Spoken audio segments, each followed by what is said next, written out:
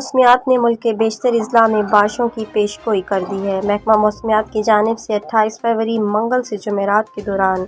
بالائی اور وسطی علاقوں میں بارش کی پیش گوئی کی ہے، جبکہ آج سے خیبر پختونخوا کے بالائی علاقوں میں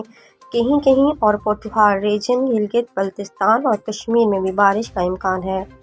محکمہ موسمیات کا کہنا ہے کہ مغربی ہوائیں 28 فروری کو ملک کے مغربی علاقوں میں داخل ہوں گی اور 1 مارچ کو ملک کے بالائی اور وسطی علاقوں میں پھیل جائیں گی۔